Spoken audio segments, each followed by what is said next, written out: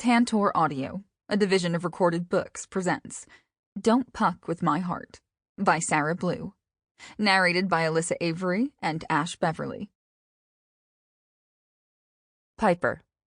Prologue. Last New Year's. Champagne is clearly the source of both good and evil. Even though I know I'll feel like shit tomorrow, I feel euphoric right now. Like all the problems that faze me in my everyday life don't exist.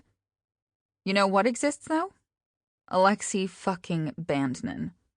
I've known him for years now, having been an NHL wag's best friend, and with how many games I attend with Charlotte. Now that I'm in my residency and Anders retired, my games have been less frequent. That doesn't mean I still don't appreciate everything that is Alexi Bandnin. I've thought about fucking that man within an inch of his life at least 100 times, but something always holds me back. It's probably the way he looks at me with his mischievous smirk, or the way that everyone on the team seems to absolutely adore him. It's not that I think Alexi is out of my league. I think that if I let myself indulge in that tall, big, future silver fox, that I wouldn't be able to walk away. Not many alpha males want an alpha female in their pack. But Alexi, he seems different. Like he's so confident in himself that no other alpha would feel like a threat. Charlotte sips her champagne as she comes and stands next to me. She's wearing this sparkly navy dress and she looks adorable. You can't even tell she had a baby. I've witnessed, against my will, each member of her pack groping her tonight with how stunning she looks. What does a girl have to do to get groped around here? See anything you like? She says, taking another heavy sip. I don't know, like a very tall man with a Russian accent who looks at you like he wants to eat you out from behind. I smack her arm, and she spills some champagne over her fist. She laughs with her head flung back. I can't help but to smile, seeing my friend so carefree and happy. I was there during the darkest days of her life. It's amazing to see her so radiant and happy. Charlotte, you're supposed to be someone's mother, I joke, and she shakes her head. Being a mom doesn't stop me from getting railed every day that ends in Y. She cackles again, and it's contagious. How much have you had? I ask, clinking her glass. Making up for lost time and future lost time, she says, slurring her words. I arch an eyebrow at her and pat down my short black dress. I might be showing more leg than what most people would say is appropriate. And maybe I dressed this way because I knew Alexi would be here. Just because I shouldn't sample the goods doesn't mean he shouldn't know full well how hot I am. What do you mean, future time lost?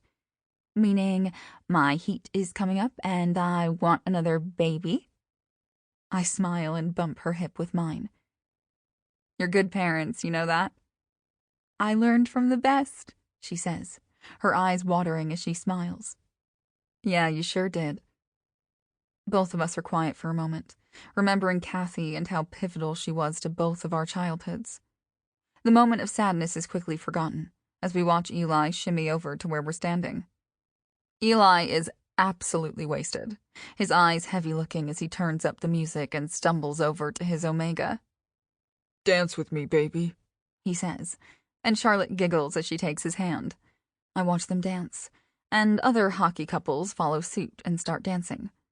The dancing is horrible, and I laugh as I watch men who can skate on blades dance with absolutely no rhythm. But the moment fades, and the sad and lonely part of my brain takes over. I'm not sure if it's the bubbles of champagne floating through my body, or watching couples and packs dance together while I feel pathetically alone. The countdown is about to start, and I feel like I'm intruding. It's hard to pinpoint exactly why, but I feel like this more often than I'd like to admit. Like I don't belong in certain spaces. I have a hard time feeling like I belong in my surgical program, and sometimes I feel like I don't belong in Charlotte's space. She will always be my best friend. But things change when you get a pack. Me being an alpha adds an additional layer to that. I slip away through the sliding door of their kitchen. The champagne keeps me warm as I down the rest of my glass and look out into their perfectly domestic backyard. I would have given anything for parents like Charlotte and her pack. I smiled to myself, thinking about how well-adjusted and loved their children will be. Eli and Mikael are breaking generational curses, and Anders and Charlotte are continuing their family traditions on their own. It's beautiful, and I'm more than happy for them, but I can't help but feel like maybe I'll never have that. Do I even want that?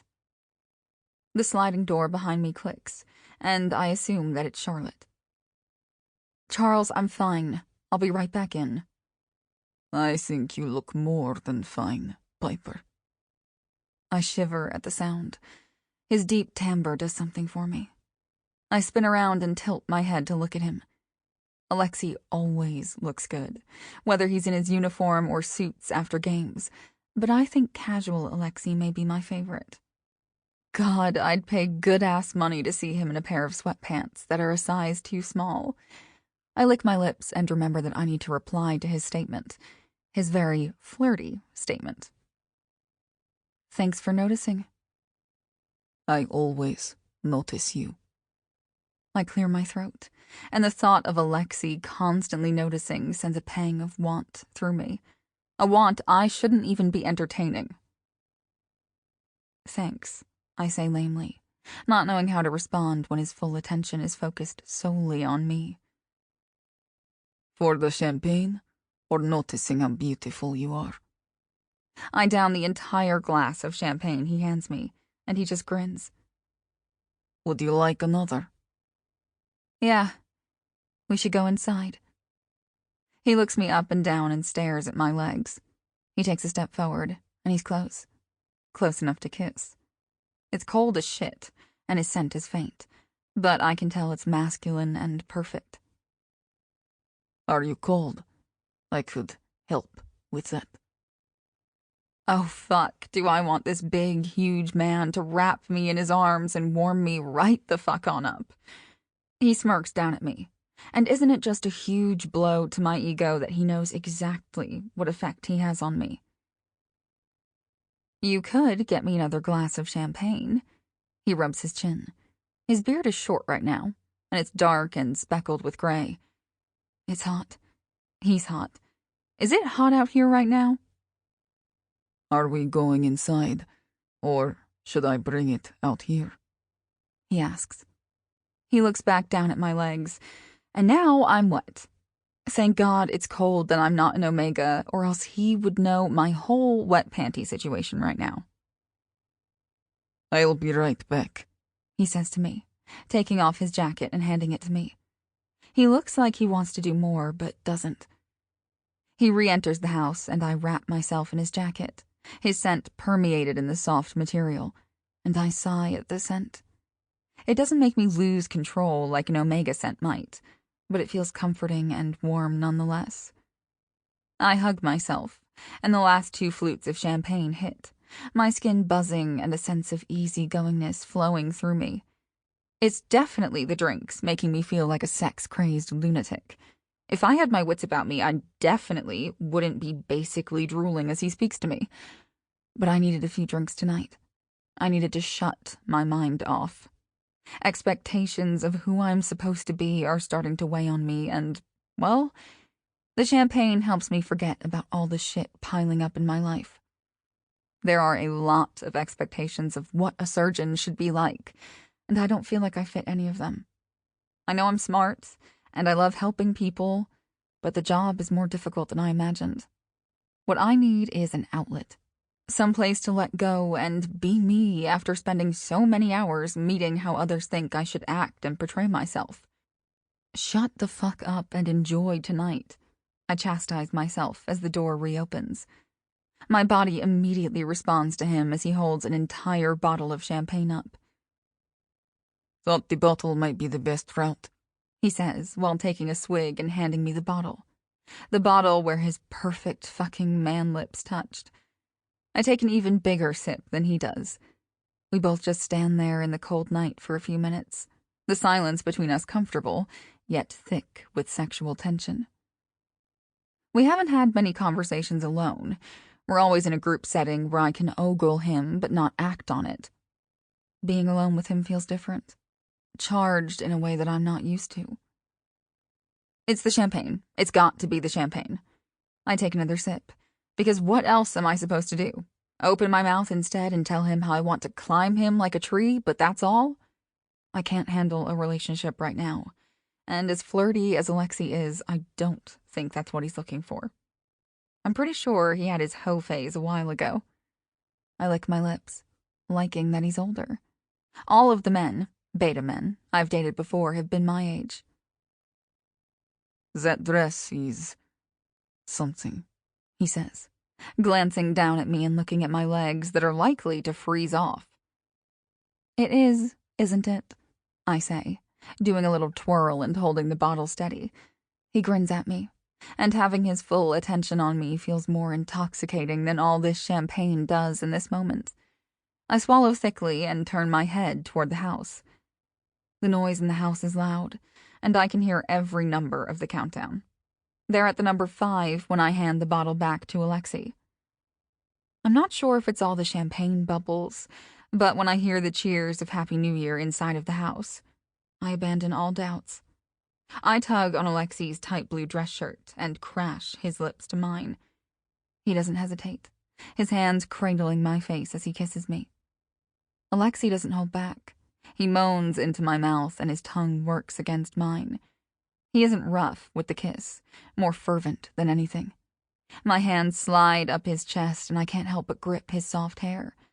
I know he likes it when he kisses me harder and one of his hands slides down my back to grip my ass, hitching his massive thigh between my legs. I've never been kissed like this before. Like I'm all-consuming and Alexi will never get enough. Like I need this kiss more than I need to breathe. Like no kiss in my life will ever compare to the way this man is holding me right now. It's completely fucking terrifying. I want you so fucking bad, he says, kissing my jaw and down my neck. His teeth graze along the column of my throat. I'd make you feel so good, he says, and damn if I don't know that's the fucking truth. You should be mine. It's the last word that breaks the spell, the buzz faltering out of me just as quickly as it started. I don't belong to anyone. I don't have time for anything serious or the emotional capacity for it. My career is my focus right now. There's no room for someone who's larger than life, like Alexi. I take a step back and look up into his deep brown eyes, handing him his jacket. My stomach hurts, so I think I need to get home. I'll drive you, he says. No, actually, I have a guest room here. Thanks for the jacket. Piper, he says in an exacerbated sigh. Happy New Year, Alexi. Happy New Year, he says sadly. And when I see how disappointed he is, I realize I need to stay as far away from Alexi Bandnin as I physically can. I glance at him one last time. He's the kind of man you settle down with, who consumes your whole life. I have to stay focused. My life has always been planned out for me, and I can't let a man get between that. Alexi is a one-way ticket to domesticity I'm not ready for, so I do what I do best. I run away and don't take another glance back. Piper. Chapter 1. 10 months later. I feel like I'm fueled by coffee, my need to be productive, and the chocolate chip muffin I ate this morning. This is my 13th day in a row working, and I wonder when it's going to feel like I belong in this surgical program. I'm exhausted as I observe the anterior cervical discectomy. The other residents look on in awe, and I can't help the lingering feeling that this isn't where my skill set lies. I swallow that disturbing thought down. The years of my life I've dedicated to being here can't be for nothing. I've worked endlessly to stand in this operating room and observe, and that's what I'm doing. Learning. Dr. Blake, can you tell me why we do this from the front of the neck and not the back? Dr. Marsh, the attending surgeon, asks. It reduces risk to the spinal cord, nerves, and neck muscle. He hums approval, but there are no kudos. You don't get a sticker for knowing the right answer. but you do get belittled if you're incorrect. Dr. Hoft, what is the top risk? Damage to the carotid or vertebral artery, Shauna says next to me. Arch nemesis might be a little intense for what we are to each other, but the sentiment stands. I can't help but compete against the other female alpha in my program. Other complications? Dr. Marsh asks. Damage to the laryngeal nerve, hematoma, injury to the esophagus. He hums again and decides that's the end of our lesson, as he continues the surgery. Shauna is on suction while I observe the surgery from above, waiting to be called on. Surgery wasn't a path I chose for myself. Not really. My father, Dr. Peter Blake, basically told me this was my path. I'm his only child, and, to his satisfaction, also an alpha. It's been ingrained in me that I needed to take on a profession that is competitive with a high salary. He would have accepted me being a lawyer, but this is the path he set out for me, and I don't see me stepping off the ride anytime soon. Of course, I had to make it more difficult by selecting one of the longest residencies and most competitive fields with neurosurgery. I shift on my feet, making sure I don't doze off. I can't wait to pee and get another coffee once the surgery is over. I'm on hour 22 of a 24-hour shift. At least I have Charlotte's baby shower to look forward to tomorrow. I smile behind my mask just thinking about it. It's why I've worked so many days in a row, to have this one day off, to celebrate my best friend, something I wouldn't miss for the world. The surgery goes off without a hitch, and immediately after, I'm handed a tablet and a to-do list of patients that I need to check on, post-op and pre-op patients.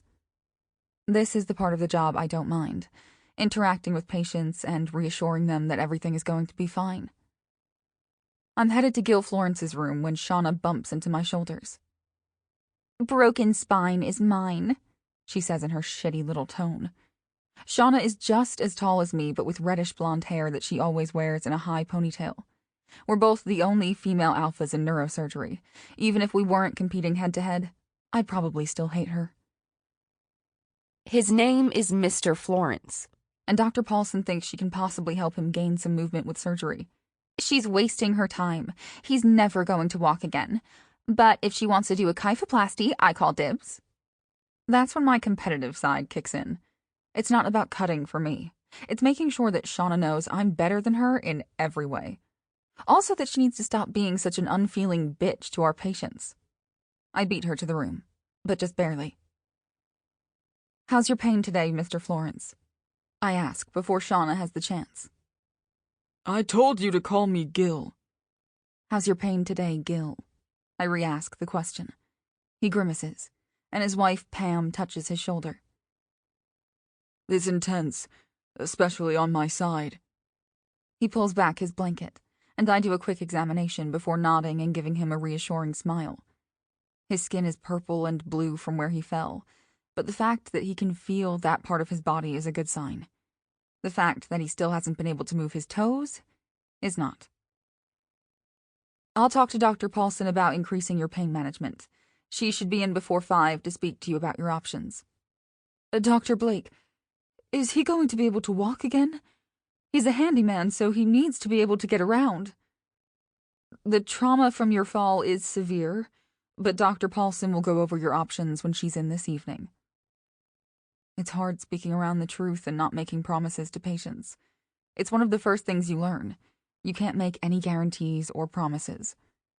Thinking about Gil's future has me saddened, and as much as I hate Shauna, I know she's right. The chances of him walking ever again are small, but Dr. Paulson is talented. I give Pam and Gil a small smile before noting his chart and updating the nurse about his pain level. "Told you. I wonder if she'll let me do the injections," Shauna says before walking away. I roll my eyes and head to the next patient. It feels like the day will never end and I'm dead on my feet. But I persevere. "It's what a Blake does," my dad's voice echoes in my head. The day consists of 2 more iced coffees, a Dr. Pepper, and a mirage of snacks I shouldn't be eating, until the day is finally over. But it's not truly over. As much as I want to go back to my townhouse and pass out on the bed, that's not an option. My first stop is the dollar store, where I buy all the pink and blue shit I can find. Streamers, plates, balloons, and I find a bag of creepy miniature babies that I purchase. The next stop is the grocery store, where I grab the fruit and cheese tray, as well as the baby shower cake. I grab to-go sushi for my own dinner, and only then can I call it a night. I might be busy, but there's no fucking way I'm going to fall behind on my best friend or aunt duties. That is something I will not slip, unlike many other facets of my life, like dating. Who has time for dating anyway? I can do without the dinners, the courting process of the dating, but the sex, well, I'm really missing getting laid right now. The fact that I don't have energy for a good fuck is concerning. I don't let it faze me, though. This is all part of the process. Giving up a decade of your life for a very significant accomplishment. Right? I put the food and cake in my very barren fridge and eat the sushi with my fingers before showering and going to sleep. I've got this. I'm going to be okay. I'm barely through the door when the cake almost falls from my arms as my favorite tiny human wraps her arms around my leg. Auntie P! She screeches. Anders shakes his head and scoops up his daughter. It's fine. Why don't your daddies go get everything from the car while I hold my favorite girl? She holds out her hands, and I scoop her up, kissing all over her face dramatically. Anders, Eli, and Mikhail all shake their heads, but smile at their daughter before going outside and getting all the baby crap from my car. Where's Mommy? I ask her. She's tired. My babies make her tired. I bet they do, I say, kissing her hair one more time before going into their massive living room. Charlotte is wrapped up in a blanket, like the quintessential Omega she is, as I approach. I put Katie down, who scampers off to the kitchen, and I push Charlotte's hair away from her face. Hey, Charles, I say, sitting down on the couch next to her. How are you feeling? Huge, tired, and hungry? I put a hand over Charlotte's. But everything is good with the twins? She smiles and nods. Everything is good. How about you? You look tired, Pipes. I hate the nickname Pipes, but it started so long ago there's no turning back now. Charlotte is the only one who I'll let call me that. You know, it's just a lot of hours. I'll be fine. She flips her hand and squeezes mine. Piper, it's fine. I'm fine, Charles. I promise. You really didn't have to do all of this for the baby shower. Seriously, she says, shaking her head. I wanted to. This is what best friends are for. Suddenly, Katie comes running back in the room and tosses a string cheese at Charlotte. Here you go, Mommy. She beams. Charlotte's eyes water as she scoops up her toddler, opening up the string cheese and eating. I hope your brothers or sisters are just as sweet as you. I hug my niece and best friend before standing up. I'm going to go help your alphas set up. Knowing them, they won't even know what to do with a streamer. Charlotte waves me off, grabbing Katie to take a nap on the couch. In complete amazement, I watch as they both sleep through us getting everything together for the party. Placing streamers on the ceiling, scattering balloons throughout the room, and setting out the food. By the time we're done, I'm exhausted and wish I could take a nap like Charlotte, but there's still so much to do. I decide to throw the creepy plastic babies into the punch bowl as Mikhail walks by. What in the fuck? He says, looking down at the punch bowl. I shrug my shoulders and toss an additional bag in there. What? It's funny. Okay, if you say so, he says, rolling his eyes. Mikhail and I still aren't besties, but I know how much he loves and takes care of my best friend, so I put up with him. Eli walks by next, putting cups and cutlery on the table. He laughs at the babies in the punch, and I smirk. Eli has moved to the #1 spot in Pack Hodges for the day. Their massive dog, Hank, rubs his enormous head against my thighs while I put the final touches on the decor, and I can't help but to get down on my haunches and pet his cute, giant face. Suddenly the doorbell rings. One of Charlotte's alphas answers the door. A bunch of people come crowding in. Most of them are hockey wives I haven't met, but I can hold my own in a crowd of strangers. Plus, between Hank and Katie, I have all the entertainment I need. That's when I hear his voice. The deep rumble of his greeting to Charlotte does something to me, and I stay down, petting Hank and hiding behind the couch. It's pathetic, truly. Alexi Bandnin, number 8 for the New Haven Foxes, and a man I kissed a year ago, and I can't seem to get it out of my head. It was one kiss, one drunken night, almost a year ago. Yet his voice does something to me, and I can't help but to hide from him any time we're all in the same place. Fuck, Hank, I tell the Newfoundland like he has all the answers. He doesn't understand as he just drools on my jeans. What do I do? Dr. Blake? I hear his voice and look up from Hank's head. There he stands, looking as gorgeous as ever in casual gray pants and a tight black t-shirt. I stand up to my full height, and I have to look up at him. I hate how much I like that I like an alpha. I mean, I don't like him, but who can truly blame me? He's tall, muscular, has dark brown hair with graying edges. His beard is salt and pepper, and he even has all his teeth, currently. He's so fucking hot, it's unbearable. Literally, I can't bear to think about the kiss, and how I felt when it happened. No kiss has ever made me feel that way. Charlotte would say it's because I only date safe beta boys. Men. I'd have no problem leaving in the dust. But kissing Alexi, I knew that if it went any further, there would be no coming back. Alexi? Did you decorate for the party? He asks, and I nod my head. Smart. Beautiful. And she throws her best friend a party. I'm thinking of my escape route when Katie runs right into Alexi's legs. He grabs her by the calf, holding her upside down high in the air. Fuck, it's so attractive to see him play with a child. And what are you doing, Pachichka? Katie starts making tweeting noises and flapping her arms like she's a little bird.